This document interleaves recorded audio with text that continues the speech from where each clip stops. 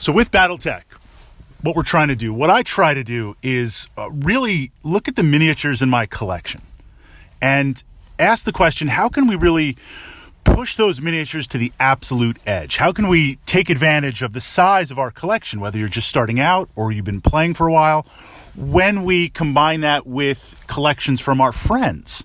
This can lead to some very big games. This can lead to some very interesting games.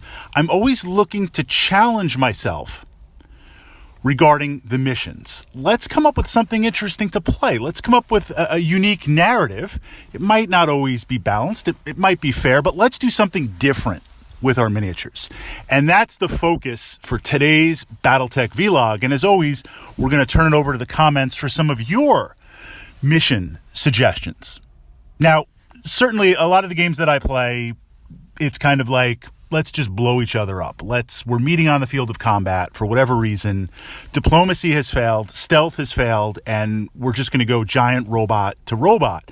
And there's a lot of fun playing in those missions. And you can have an attacker versus defender. You can have various recon aspects. You can do city tech. You can do fortifications. I mean, that can keep you busy for a long, long time. And that's before we even jump into any of the clan stuff.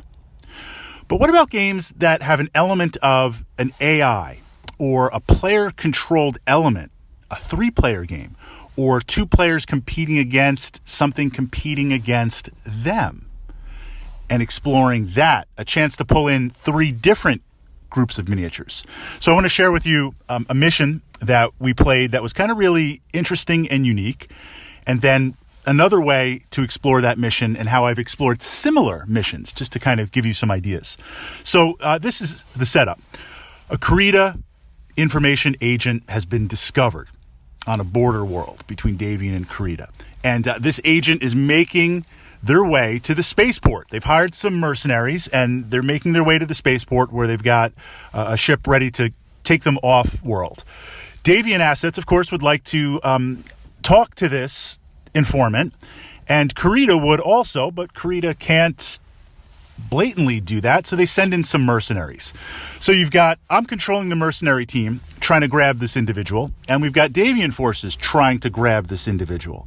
So we're competing, 2 players competing for an objective. Now, we could put a vehicle in the center of the map or a little fortification, and this represents where that informant is captured. Essentially, it's an objective mission. But what if there was a little bit of dynamic element? What if there was some interaction and a timer? What if it's possible for one of us to win the mission or both of us to lose the mission? So what we came up with was, looking at our model collection, just to make things interesting, pulling in a very small ground defense force, a hover unit with some weapons, 2 Hertzers, a small little conventional arms ground force that every turn was going to move the maximum distance that it could down this long road. And if it got to the end of the road, before it was stopped, before the Krita informant was captured, and we had some rules to capture it, then that informant makes it off the table, makes it off the planet, we both lose. The AI was very simple. It's going to shoot at the closest targets, the closest target. And if there's 2 targets, we're going to dice it off. So you drop in a mech really fast, you send in a stinger to grab it, they're going to shoot at that stinger. You drop in a stinger and I drop in a fire starter, then we're going to roll off and see. So there's to see who controls to take the shots. So there was this AI built into the game, making it a little bit interesting and figuring out not only when are you going to make the grab or try to make the grab, but how are you going to deal with the AI? Do you let your opponent kind of soften things up and deal with those autocannon 20s and then you move in? Do you go first? A lot of back and forth, but we need to decide because that vehicle, that convoy is traveling to the other side. Now let's talk about a 3 versus 3 mission. And what I like to play with 3 versus 3 missions, again, model immersion. I mean, you can have a 3-player battle. You can have a 4-player battle where you're all competing. But trying to pull in the uniqueness of having a person playing and the dynamic ability to laugh and have fun and create certain elements, really seeing a memorable moment on the table and going for it. Playing a mission where there's a GM, a game master.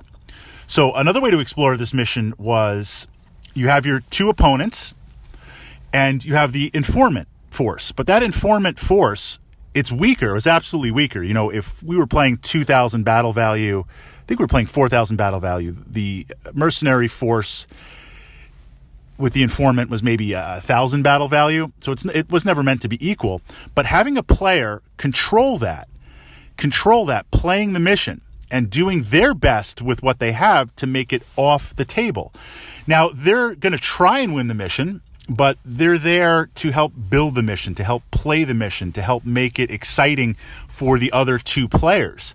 I find these type of Battletech games, when I can play as a GM, very, very fun, very, very interesting, because I've freed myself internally. I mean, I am trying to win, absolutely. Whatever you give me on the table, I'm going to try and win. But freeing myself internally from the competitive nature of trying to win means now I can try to do something cool, something silly, something unique, like rush those Hertzers up there and 2 autocannon 20 point blank shots at your heaviest mech, or like just run or move that hover over the hill and just try to go crazy and get it the heck out of there. I mean, who knows?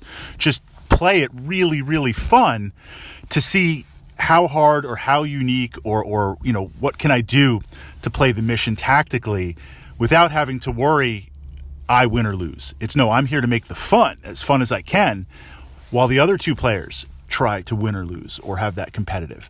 So I want to encourage you with your missions. Look for missions where you can inject a little AI. Look for missions where you can compete against something that's a little more tactical, that has a little bit more mobility, not just fixed objectives. Or if you're playing a game with multiple friends, could someone control that AI force? Could someone control a certain element of the mission? It could even be something like you're attacking a base and there's automated turrets and they weren't shut down. You're reconning. We did this mission. You were reconning some lost tech in a base that was recently discovered. I had some light mechs and my opponent had some light mechs, and the base AI came online. And it's like, all right, mechs are here. I'm just going to start shooting at everybody. So we had, we played the field guns. We played the turrets, the defenses as field guns, and the base itself was controlled by a player. And they had to make decisions, like with whatever their internal AI is, to shoot every turn at what. So there's ways you can pull in and really, really enjoy and push and stretch your model collection. You, your opponent, other players, to create something unique on the Battletech table.